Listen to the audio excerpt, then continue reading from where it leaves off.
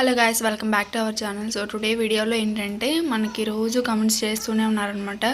అక్కడ నాకు ఎన్ని మార్క్స్ వస్తున్నాయి, నేను క్వాలిఫై అవుతానా లేదా, సో నాకు 55 వస్తున్నాయి, నాకు 60 మార్క్సే వస్తున్నాయి, నాది బీసీ, సో నేను ఈడబ్ల్యూఎస్ క్యాండిడేట్ని, నాకు జాబ్ వస్తుందా లేదా, ఈ మార్క్స్కి నేను షార్ట్ లిస్ట్ అవుతానా లేదా, ఈ విధంగా అన్నీ మనకి డౌట్స్ అయితే రైజ్ చేస్తున్నారనమాట. ఒక విషయం అయితే గుర్తుపెట్టుకోండి, ఇక్కడ కట్ ఆఫ్ అనేది డిసైడ్ చేయటం అనేది ఎవరి వల్ల కాదనమాట. సో ఏదైనా సరే ఇన్ఫర్మేషన్ మనకి అఫీషియల్గా ఆర్ఆర్బీ నుంచే రావాలి. అలా రాకుండా అందరూ కూడా ఫాల్స్ ఇన్ఫర్మేషన్ ఖచ్చితంగా ఇస్తూనే ఉన్నారు. సో ఆర్ఆర్బీ ఎక్కడ కూడా ఏది మెన్షన్ చేయలేదు, ఎంతమంది క్యాండిడేట్స్ ఉన్నారని, యావరేజ్ మార్క్స్ గురించి కానీ ఏది కూడా చెప్పలేదు. సో ఎక్స్పెక్టెడ్ కట్ ఆఫ్ గురించి చేయటం వల్ల చాలామంది స్టూడెంట్స్ ఏంటంటే చాలా తక్కువ మార్క్స్ వచ్చిన వాళ్ళు ఫీల్ అవుతూ ఉంటారనమాట. అది నిజమైన కట్ ఆఫ్ అనుకునేసి, సో ఆ రేంజ్లో ఉంటే ఇంకా అదే నా కట్ ఆఫ్, నేను ఇంకా క్వాలిఫై అవ్వలేదు అన్న ఒక థాట్తో అయితే ఉంటారు. దయచేసి మీరు ఎవ్వరు కూడా డిసప్పాయింట్ అయితే అవ్వద్దు. ఇక్కడ రైల్వేలో మనకి 2 లిస్టులు అయితే తీస్తారనమాట, పీఈటీ పిఎంటీకి. కట్ ఆఫ్ హైగా వెళ్ళినంత మాత్రాన అందరూ కట్ ఆఫ్లో అంటే షార్ట్ లిస్ట్ అయిన అందరూ కూడా మనకి ఫిజికల్కి షార్ట్ లిస్ట్ అయిన అందరూ కూడా మనకి కట్ ఆఫ్ క్లియర్ చేస్తారు అన్న ఇదైతే లేదనమాట. ఫిజికల్ని క్లియర్ చేస్తారన్న ఇదేం లేదు. సో అందుచేతనే మనకి ఆర్పిఎఫ్ కానీ ఆర్ఆర్బీ కానీ సెకండ్ లిస్ట్ కూడా తీసిందనమాట.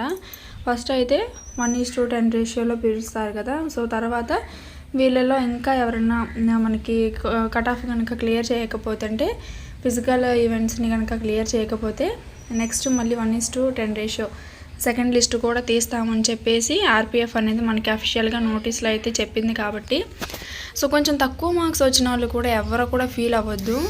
ఒక వ్యక్తి హైయెస్ట్ మార్క్స్ తెచ్చుకున్నారు అంటే డెఫినెట్లీ వాళ్ళు ఫిజికల్లో వీక్గా అయితే ఉంటారు. ఈ విషయం అయితే గుర్తుపెట్టుకోండి.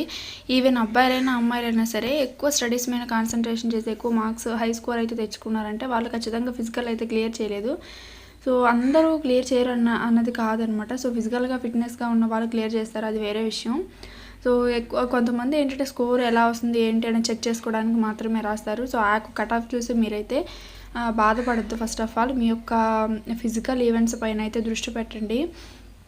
ఒక విషయం ఏంటి అంటే మీకు మార్క్స్ తక్కువ వచ్చినా సరే, ఈవెన్ ఇప్పుడు ఒక ఎక్స్పెక్టెడ్ కట్ ఆఫ్ అయితే చెప్తాను, అదే మీరు ఫైనల్ అని అయితే ఫిక్స్ అయిపోవద్దు. సో మీకు తక్కువ వచ్చాయని అయితే బాధపడద్దు. చెప్పాను కదా సెకండ్ లిస్ట్ కూడా ఉంటుందనేసి. ఇవి వితౌట్ నార్మలైజేషన్ అనమాట. నార్మలైజేషన్ కాకుండా మీ మార్క్స్ రాసుకోరు కనుక మనం చూసుకున్న మీ యొక్క కీ పేపర్లో ఇన్ని మార్క్స్ కనుక మీకు వస్తూ ఉంటే డెఫినెట్లీ ఇంకా ఫిజికల్ కోసం ప్రాక్టీస్ అయితే చేయండి. యూఆర్కి వచ్చేసరికి ఇక్కడ 75 to మనకి 75 to 80 మధ్యలో అయితే ఎవరికైనా వచ్చుంటే డెఫినెట్లీ కూడా వాళ్ళందరూ కూడా ఫిజికల్కి ప్రాక్టీస్ అయితే చేయండి. ఇక ఓబీసీ క్యాండిడేట్స్ వచ్చేసరికి 73 to 77, ఈడబ్ల్యూఎస్ క్యాండిడేట్స్ వచ్చేసరికి 70 to 75, అండ్ ఎస్సీ క్యాండిడేట్స్ వచ్చేసరికి మనకి 68 to 70, అండ్ ఎస్టీ క్యాండిడేట్స్ వచ్చేసరికి మనకి 65 to 69 అనమాట. సో ఈ యొక్క కట్ ఆఫ్ అయితే చూసుకోండి. ఈ విధంగా మీకు కనుక రాస్కోర్ వస్తూ ఉంది అంటే కనుక డెఫినెట్లీ ఈవెంట్స్ కోసం ప్రాక్టీస్ అయితే చేయండి గైస్. ఇక్కడ ఏంటంటే మనకి ఫిజికల్ అనేది చాలా కష్టంగా అయితే ఉంటుందన్నమాట. అందువల్ల చాలామంది ఇక్కడ ఎగిరిపోతూ ఉంటారు. ఎంత ఎక్కువ మార్క్స్ వచ్చిన వాళ్ళైనా సరే ఫిజికల్లో మనకి డిస్క్వాలిఫై అయిపోతూ ఉంటారు. రన్నింగ్ అంత కష్టంగా అయితే ఉంటుందన్నమాట. సో ఒకసారి అయితే మీరు టైం లిమిట్ అవి చూసుకొని బాగా ప్రాక్టీస్ అయితే చేయండి. దాదాపు మనకి 2 నెలలు టైం అయితే ఉంది కాబట్టి అందరూ కూడా ఇప్పటి నుంచి ప్రాక్టీస్ చేసినా సరే క్లియర్ అయితే చేయొచ్చు అనమాట.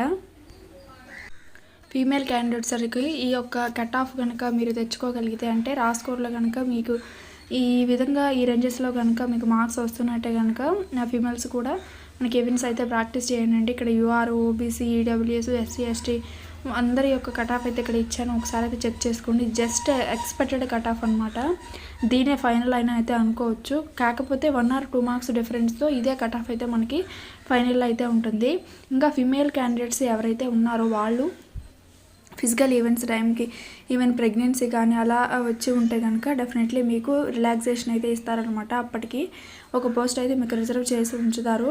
తర్వాత మాత్రం డెఫినెట్లీ మీకు ఈవెంట్స్ కండక్ట్ చేసిన తర్వాత మాత్రమే ఆ పోస్ట్ అయితే మీకు ఇస్తారు. ఇన్ కేస్ మీరు ఈవెంట్స్ కనుక క్లియర్ చేసినట్లయితే.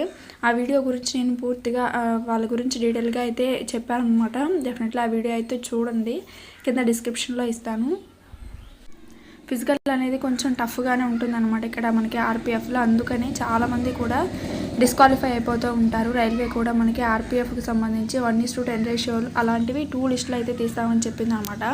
ఈ యొక్క కట్ ఆఫ్ కాకుండా మైనస్ డిఫరెన్స్తో, అంటే చాలా మైనర్ డిఫరెన్స్తో 0.5 కానీ 0.1 మార్కుతో కానీ ఎవరైనా తర్వాత క్వాలిఫై అవ్వలేదు అనుకుంటే, కట్ ఆఫ్ రీచ్ అవ్వలేదు అనుకుంటే కనుక వాళ్ళు కూడా రన్నింగ్కి అయితే మొదలు పెట్టండి.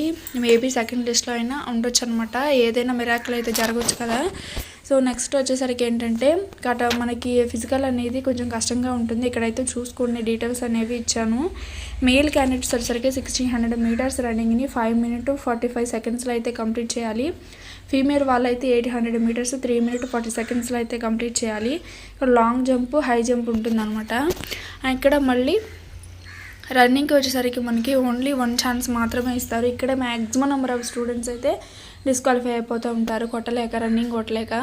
ఆ తర్వాత లాంగ్ జంప్కి, హై జంప్కి 2 ఛాన్సెస్ అయితే ఇస్తారనమాట. ఇక్కడ కేటగిరీ వైజ్గా మనకి మేల్ ఫీమేల్ యొక్క చెస్ట్ లెంత్, అన్ఎక్స్పెక్టెడ్, ఎక్స్పాండెడ్లో, అన్ఎక్స్పాండెడ్లో ఎంత ఉండాలి ఏంటనేది చూశాను. అండ్ ఫీమేల్కి హైట్ మాత్రమే చూస్తారు. దీంట్లో పర్టికులర్గా వెయిట్ గురించి అయితే ఏమీ అవసరం లేదు. మీకు స్కోర్ ఇంత వస్తూ ఉంటే కనుక ఈవెంట్స్ కోసం ప్రాక్టీస్ మొదలుపెట్టి కావాల్సిన డాక్యుమెంట్స్ అన్నీ మీ దగ్గర ఉన్నాయో లేవో ఒకసారి అయితే చెక్ చేసుకోండి. So SC, ST, OBC, EWS candidates వాళ్ళైతే డెఫినెట్లీ మీరు సెంట్రల్ ఫార్మాట్లో మనకి క్యాస్ట్ సర్టిఫికేట్ అనేది తీసుకోవాల్సి ఉంటుంది. కాబట్టి దానికి సంబంధించిన ప్రయత్నాలు అయితే చేయండి. ఈవెన్ సచివాలయంలో కానీ లేకపోతే మీ సేవలో కానీ అడగండి సెంట్రల్ ఫార్మాట్లో కావాలని. లేకపోతే కింద ఇచ్చిన ఫార్మాట్ ప్రకారం నోటిఫికేషన్లో నుంచి మీరు డౌన్లోడ్ చేసుకొని అక్కడి నుంచి మొత్తం పూర్తి చేసుకొని సో మీరు విఆర్ఓ అండ్ ఎంఆర్ఓ సంతకాలు కనుక చేయిస్తే మీకు ఒక మాన్యువల్గా డాక్యుమెంట్ అనేది తీసుకున్న వాళ్ళు అవుతారు. ఒక విషయం అయితే గుర్తుపెట్టుకోండి, మీ ఫిజికల్లో కానీ లేదా మనకి మెడికల్ అప్పుడు కానీ డాక్యుమెంట్ వెరిఫికేషన్ అనేది పక్కా జరుగుతుందన్నమాట. సో 2 times అనేవి ఇలా జరుగుతూ ఉంటుంది. కాబట్టి అన్నీ మనకి ప్రాపర్గా అయితే చెక్ చేస్తారు. ఈ యొక్క ఫిజికల్ టైంకి మీరైతే అవన్నీ తీసి పెట్టుకోవడం వల్ల మనకి ప్రాబ్లమ్స్ అనేవి ఫేస్ చేయకుండా ఉంటారు. డాక్యుమెంట్స్ లేనంత మాత్రాన ఒక్కసారికి ఏమి రిజెక్ట్ అయితే చేయరు, కొంత టైం అయితే ఇస్తారు మీకు. ఇన్కేస్ ఏమన్నా సాల్వ్ చేసుకోగలిగినవి ఉంటే కనుక కొంత టైం అయితే ఇస్తారు. ఆ టైంలోకి మీరు సాల్వ్ చేసి చూపించకపోతే కనుక మీరు ఫాల్స్ ఇన్ఫర్మేషన్ ఇచ్చినట్టు ట్రీట్ చేసి మిమ్మల్ని అంటే కాంపిటీషన్ నుంచి డిస్క్వాలిఫై చేస్తారు. ఇన్ కేస్ క్యాస్ట్ సర్టిఫికేట్ గురించి కనుక ఎవరైనా ఫాల్స్ కనుక సబ్మిట్ చేసినా లేకపోతే మీ క్యాస్ట్కి సంబంధించి మీరు సర్టిఫికేట్ ప్రొవైడ్ చేయలేకపోయినా సరే మిమ్మల్ని యూఆర్ క్యాండిడేట్గా అయితే ట్రీట్ చేస్తారు. అండ్ మీరు యూఆర్ యొక్క కట్ ఆఫ్ క్లియర్ చేస్తే మాత్రం మీకు జాబ్ అయితే ఇస్తారనమాట.